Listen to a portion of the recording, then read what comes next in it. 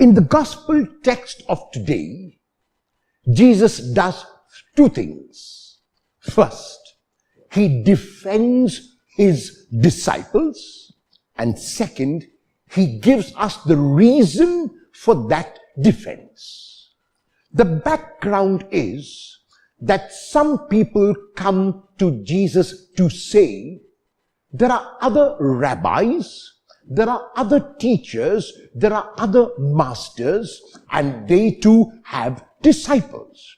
We look at those disciples of those rabbis and teachers and masters, and we find that they are fasting, they are saying prayers, they are trying to be holy.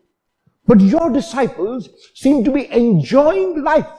Your disciples are not fasting. Your disciples are not seen in the temples and synagogues praying.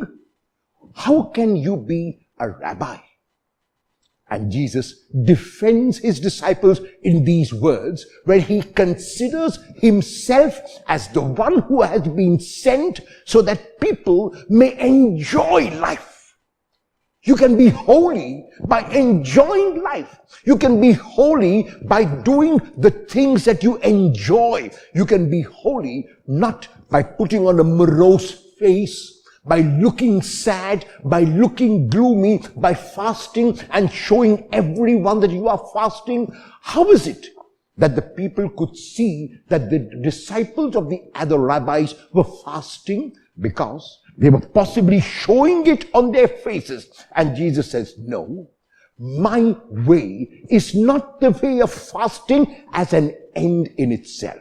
If fasting is a means to an end, if prayer is a means to an end, if almsgiving is a means to an end, it is fine. But prayer, fasting, almsgiving, or any other pious practice can never be an end in itself. It must be a means to reach God.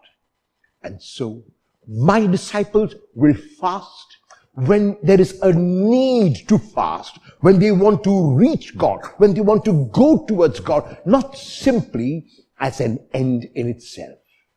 Second, Jesus shows that he is indeed the one who has come to proclaim God's good news. Many of us, unfortunately, associate holiness with being sad, holiness with not enjoying life, holiness with not living life to the full, and if we do that, we are mistaken. As a matter of fact, the holiest people are the happiest people. The holiest people enjoy every moment of life. There is never a dull moment in the life of a holy man or woman. A beautiful example is Jesus himself, who was able to have such beautiful humor, who was able to laugh at life, who was able to live life so comfortably, so easily, because he was the holy of holies.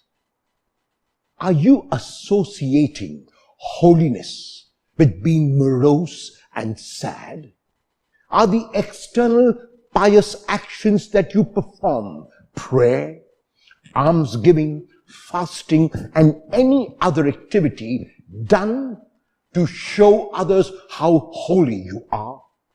Are your pious activities ends in themselves, or will they be means to an end? Will you, as a disciple of God, remember that holiness must come from within, and that to be holy means to enjoy every single moment of life to the full?